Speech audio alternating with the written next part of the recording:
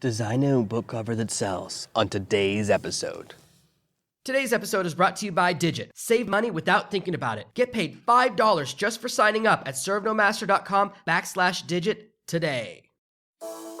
Are you tired of dealing with your boss? Do you feel underpaid and underappreciated? If you want to make it online, fire your boss and start living your retirement dreams now, then you've come to the right place. Welcome to Serve No Master Podcast, where you'll learn how to open new revenue streams and make money while you sleep. Presented live from a tropical island in the South Pacific by best-selling author Jonathan Green. Now, here's your host. 99% of independent authors, independent podcasters, and people like us, when we create our first product, I see this with direct marketing, internet marketing products. I see this with most of my competitors with their podcast cover, and I see it on nearly every single book cover over and over again. And it's at the point where I just have to say something. Most people have covers that are so terrible, they're hurting their business. They're so amateurish, and it's a well-known problem. I was listening for the first time ever to a podcast by other authors a few days ago, and it was one of the first things they started talking about, how they couldn't understand and they couldn't believe it, but no matter what they say and what they do, people just continue to put terrible covers on their books. And I'm going to try in today's special episode together, in our special time together, to help you understand the elements of a great cover. Whatever direction you take your business, understanding design a little bit is important. This will become important as you design your website, if you decide to do a podcast, if you decide to sell products on your website. There are some key elements, and other people have different philosophies, but I want to give you a very simple one, a very simple set of rules that if you follow them will put you on the path to good cover. 99% of the buying decision is made based on the cover of your Kindle book, on your Amazon book. When people search through Amazon, if they see anything about your cover they don't like, don't trust, don't respect, don't connect with, they'll move on, you'll lose the sale. The cover is where they look, click on the cover to then see the rest of your book description. They don't see reviews until they've chosen the cover. They don't see your description until they've seen the cover. They don't see any of the other information. All they see is the cover, book title, author name. A weak cover is the number one reason books fail. And these same principles apply to creating podcast covers, creating book covers on your direct website, whether you're doing 3D box shots, however you're doing it. I like to have a really simple setup because I find that most people can handle that. I like text, image, text from top to bottom. Very simple. We want to look at the reader's experience. Most people design a cover based on something they like. And I can look at most covers and tell you a lot about the person who designed it. When I see a bad cover, I can usually tell you the gender and race of the person who designed the cover. For some reason, people do bad covers in a certain way, and I can immediately tell a lot about the person who wrote the book, who made the cover themselves. Now, there are plenty of people who pay a lot of money for bad covers. Usually, if you pay a couple $100 for a cover, you'll get a cover that looks professional and doesn't sell. At least it'll look okay. But if you get a cheap cover, if you do it yourself, it will look like garbage. The first step to designing your cover, your podcast image, your box shots, whatever your creative is, whatever your creative element, the presentation, start by looking at your competition. Be honest with yourself and be honest about your industry. If you decide, I don't care what other people are doing, I'm just going to do what I like, your book will fail. If your approach to business or your approach to this business, any of the things I'm covering is you're going to do what you want, it doesn't matter what other people do, you don't care what the rest of the market is doing, you're going to do your own thing, you will fail. And there's nothing I can do to help you. You've made an active decision to hurt your business, and there's no way I can help someone who's actively hurting their own business. Pride and ego are business destroyers. I have a friend, and I've mentioned this before, has a $500 cover on his book, and the book does not sell. If he changed that cover, the sales would double. The reason this is on my mind, there's a couple of reasons covers have really come up for me lately. I'm doing more and more paid advertising. And in fact, I've been going through a brand new, really extensive author Facebook ads training. So it's all about running paid advertising as an author. And I've been paying advertising for the last month on another platform. And with all my paid advertising, one of the walls I've run into is with my series of romance books. My romance cover, very simple design. I looked at the top book in my space. When my book came out, I looked at a very popular book. I looked at the colors on the cover, I looked at the design of the cover, and I looked at the image. So the cover of my romance novel is a very muscular torso. There's no face, there's no legs. It's just a really buff guy I found on a stock image site, and I spent ages finding the perfect body. I probably spent 2 or 3 hours before I chose the picture that I wanted to use. So that cover is perfect in that space. What I've discovered is that advertising platforms won't allow you to have a cover that's too steamy or too suggestive. Here's why. When you buy ads on Facebook and most other platforms, you can't control the age of the people who see your ad perfectly. Now, Facebook does let you target demographics and say, oh, I only want people 18 and up to see this. It doesn't matter. How many times have kids use their parents' Facebook account? Have kids use their parents' Facebook account? Kids been searching around, or you accidentally use someone else's Facebook account in your house. If my girlfriend uses my computer and I don't notice it, and I sit down and click on Facebook, it takes me a second to realize what's going on. So Facebook doesn't want to deal with a kid seeing a sexually suggestive romance book cover.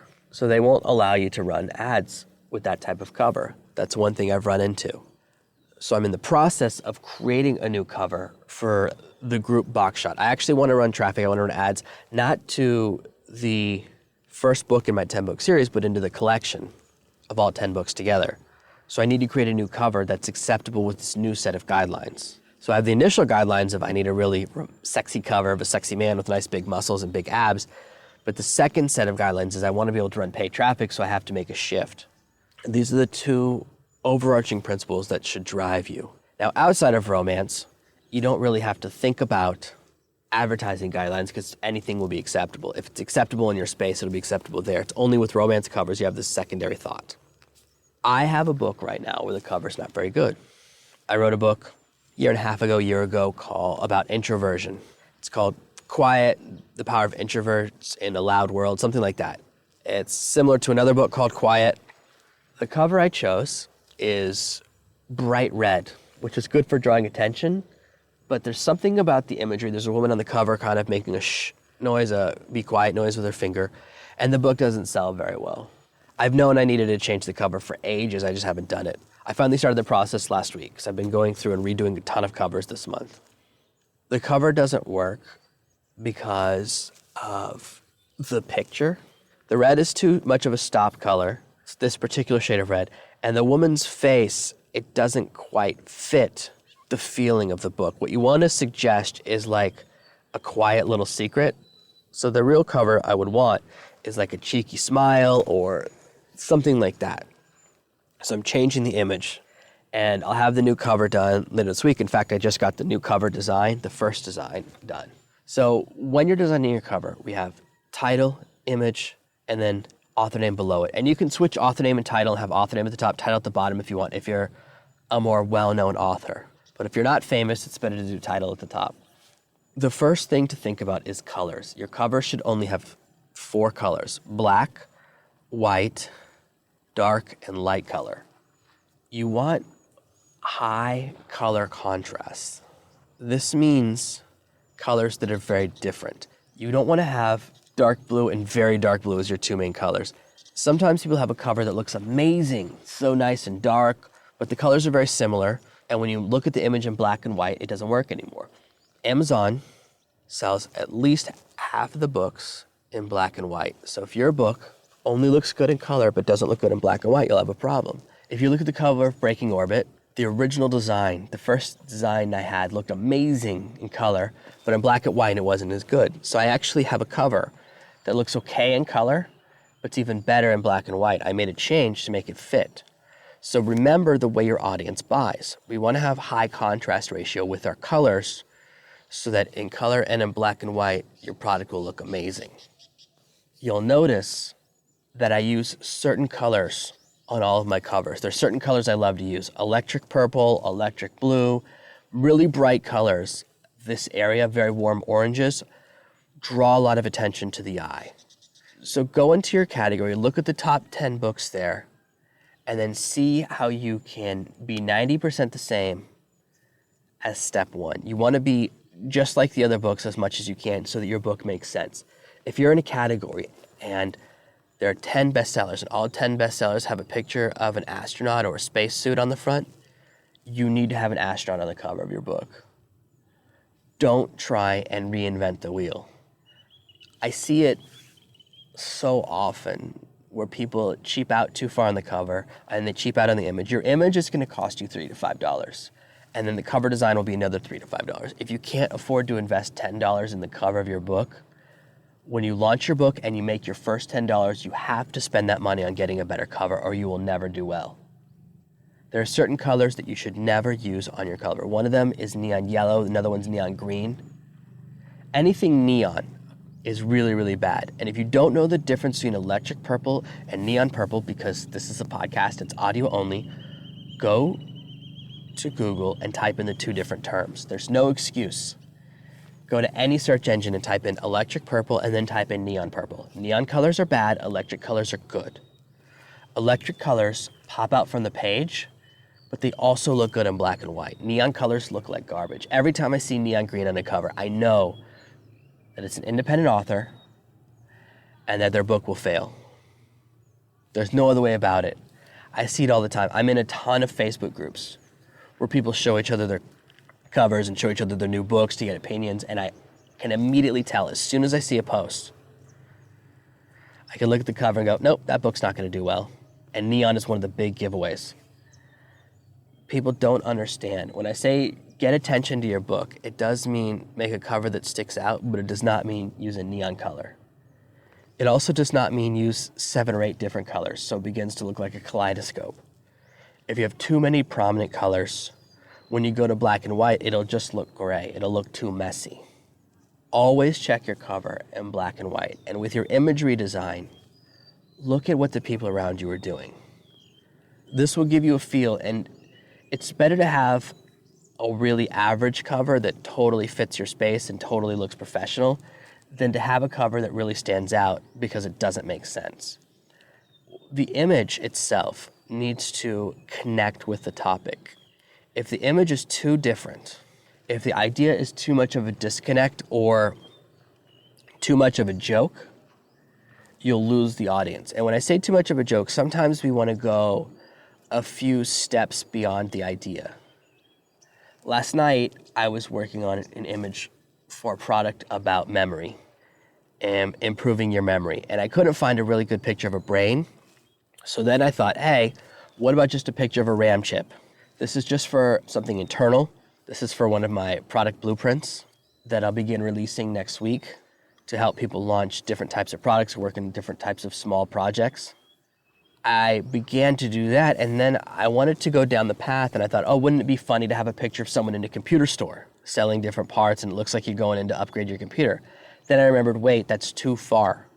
It's too many steps in the joke, so people won't all get it. 90% of people might get it, but if 10% of people don't get it, I lose 10% of my sales. Understanding your audience, understanding how they buy things is very important. I know that not everyone would get a joke like that. It's too far. Even the RAM chip is almost too far. I just really couldn't find a good picture that represented memory, and I looked for quite a while. I might look again today and change it, but we want our image to fit. With Breaking Orbit, something very similar happened, and if you read that book when it comes out, I talk extensively about book covers in there. Breaking Orbit is my entire book launch plan. That's why books are on my mind again. The cover for that book, I almost put an astronaut on the cover. I saw all the other books that do well in the space either have pure text covers or they have a spaceship that looks like a pencil. Those are the two things you see.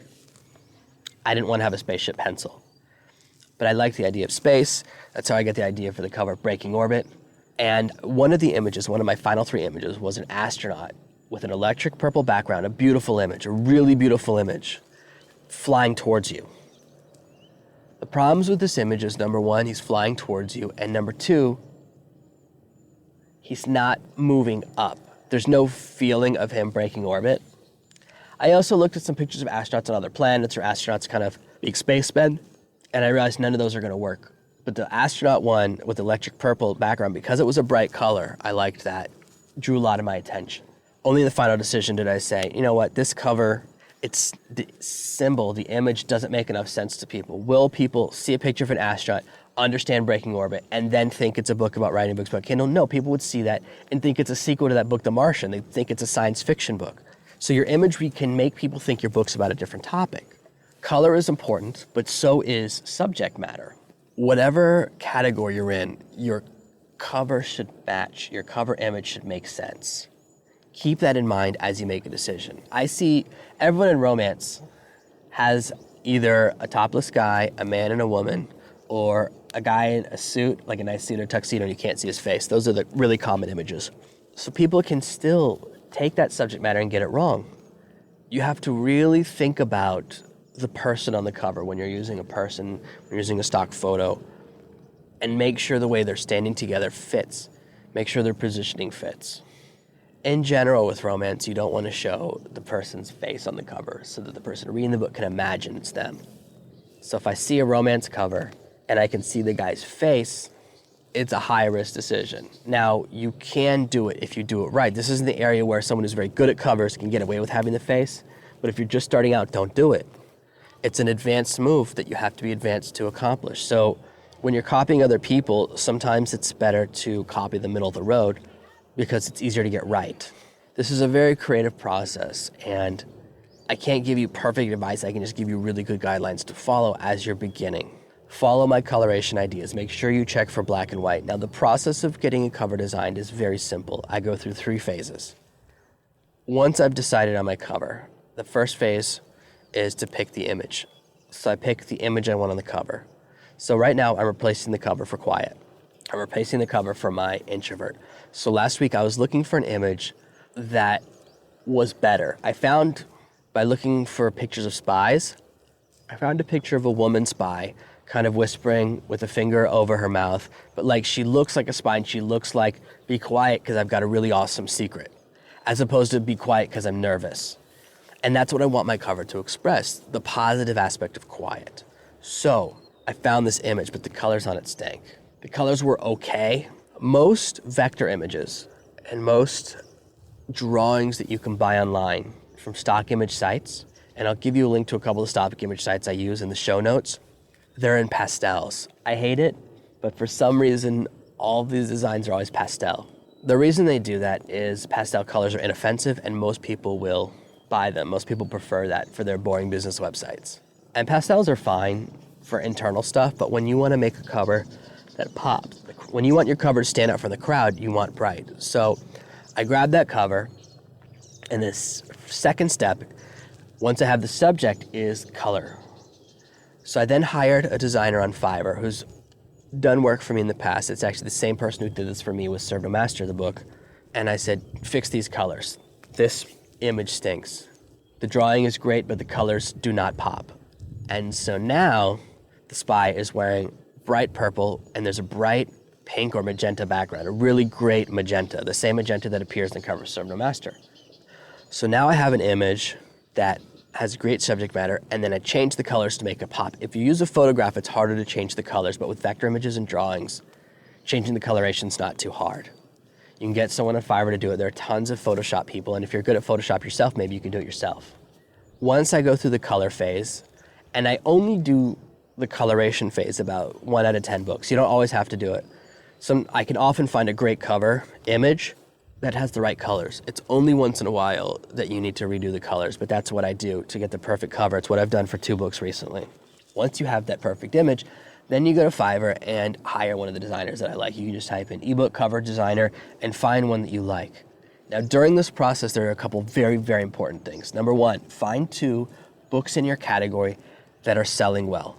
The mistake people make when sending information to their designer is to point to books they like.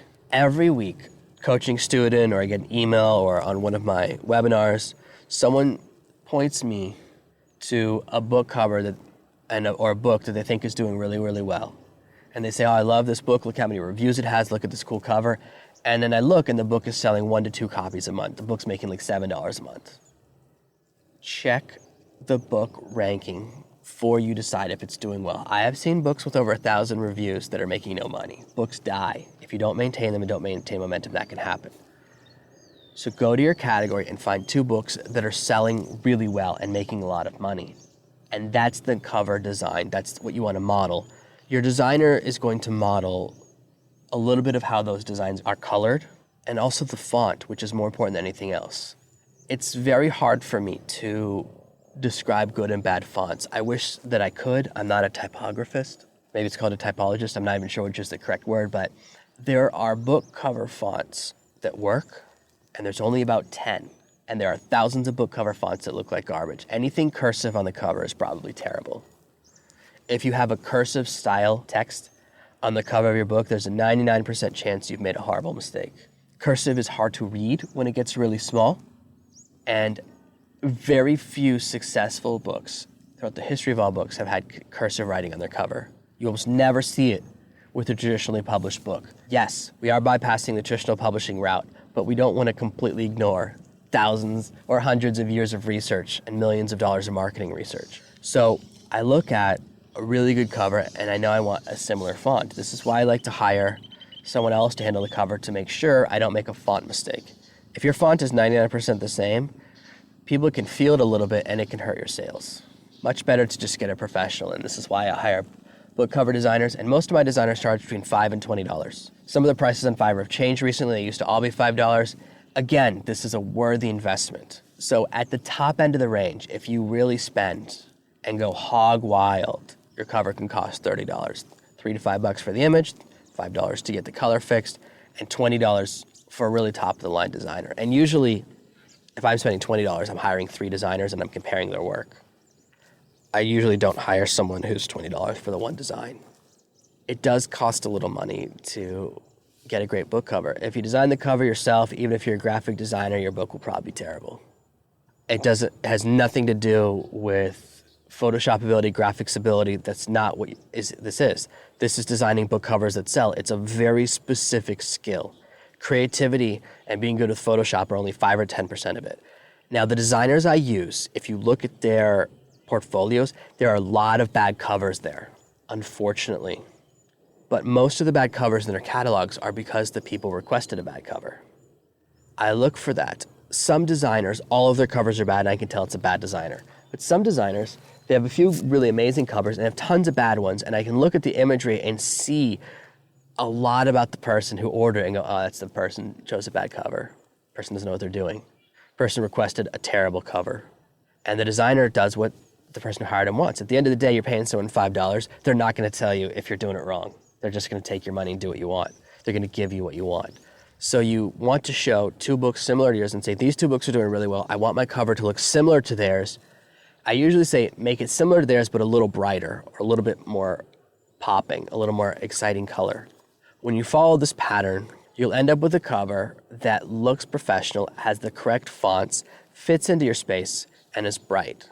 Most people's first experience with your cover will be at 1.5 by 2 inches. That's the size. When someone does an Amazon search or goes to the best-selling categories, that's the size of the book cover that they see. On my Kindle, it's even smaller.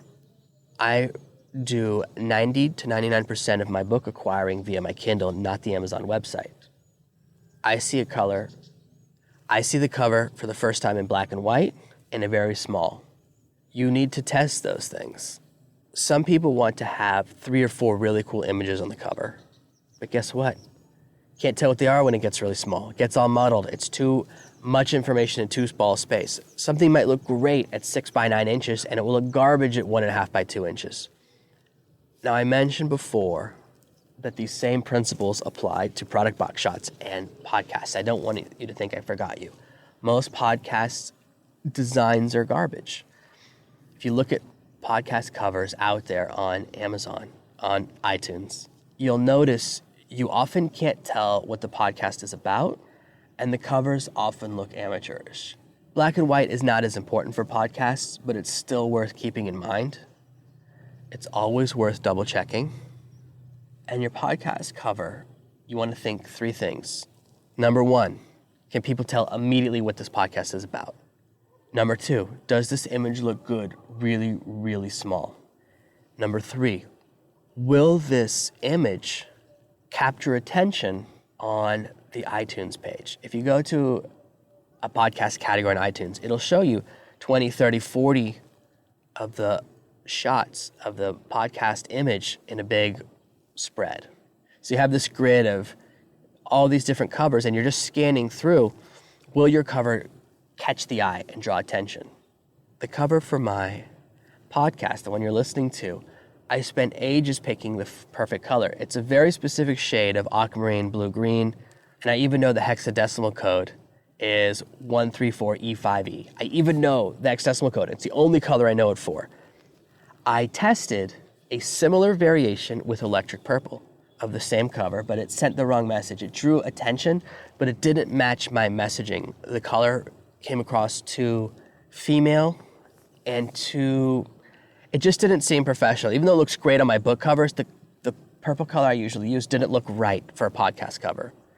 I tested a lot of variations, many variations, and in fact, I used 3 or 4 different podcast cover designers to get a wide spectrum of options. And one of the designers was terrible, then the second one was terrible, and then the other 2 did pretty good. And between the final 2, I began to test different designs. Podcast covers often are either too hard to read or they're too busy. That's the most common mistake. People should be able to see from a distance when it's 1 inch by 1 inch or 2 inches by 2 inches, really small on their screen or really small on their phone, what the podcast is about. If it's a health podcast, it should have a picture of an apple or a stethoscope, something like that, to let people know it's medical or healthy. If it's an exercise podcast, most successful exercise podcasts have a picture of a weight. What a lot of people do, what a lot of new podcast people do, and it's the same thing for new authors, we look at someone really successful. I could easily go and look at the Joe Rogan podcast and decide to do a cover just like his. But guess what? He's famous. I'm not. If you're not famous, don't replicate a famous person. I am a successful but not famous person, so I model people that are doing well, but no one knows who they are. People don't listen to this podcast because of my name. People listen to this podcast because of the brand name and because of the topic. Be honest with yourself. You're not famous. If you are and you listen to this podcast, I'm very flattered, but most likely you're not. You're a regular person just like me, trying to make a living just like me. So you cover your image for your podcast should be very clear about your topic. It should pop out from the page and it should be readable small.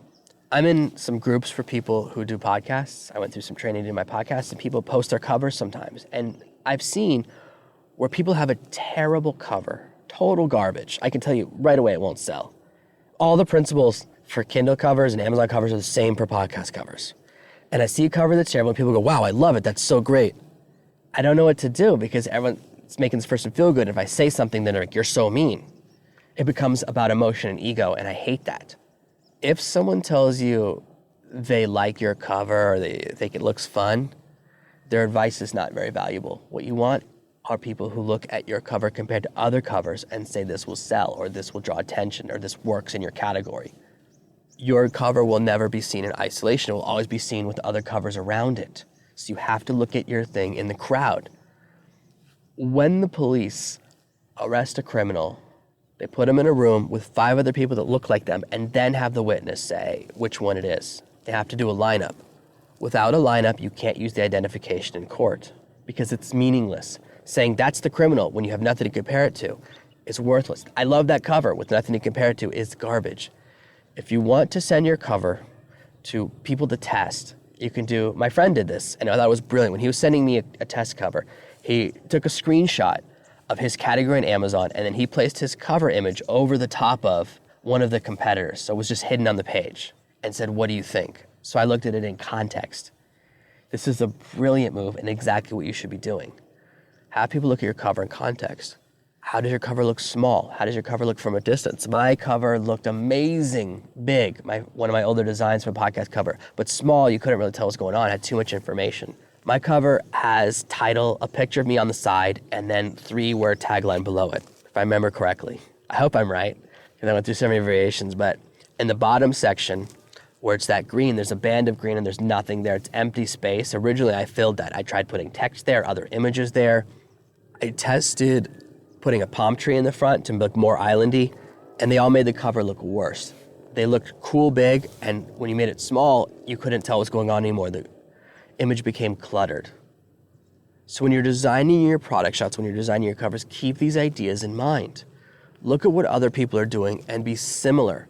Once you're very similar, then stand out by being 5 to 10% different. And the 5 to 10% should come from the colors you choose. Choose colors that are bright, that are inviting, and that fit your space, and you'll do really, really well.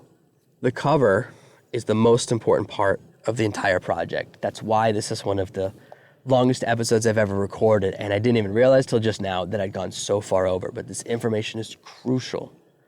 With your product shots, with your cover shots, with your podcast shots, it's really gonna affect your revenue streams if you make a mistake.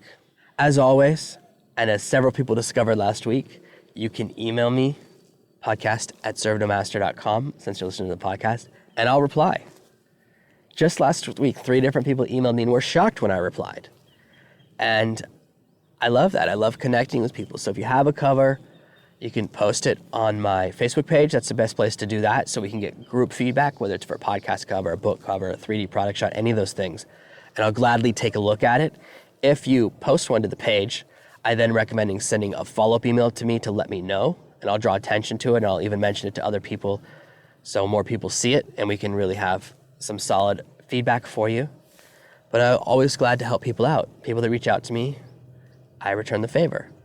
Thank you so much for listening to this episode. I really hope that you connect with some of this information and realize that designing your cover correctly can lead to massive boosts in your revenue. Thank you for listening to this week's episode of Serve No Master. Make sure you subscribe so you never miss another episode. We'll be back tomorrow with more tips and tactics on how to escape that rat race. Head over to servenomaster.com/podcasts now for your chance to win a free copy of Jonathan's bestseller, Serve No Master. All you have to do is leave a 5-star review of this podcast. See you tomorrow. Thank you for listening to this episode of the Serve No Master podcast. Join me on my Facebook page at facebook.com/Serve No Master.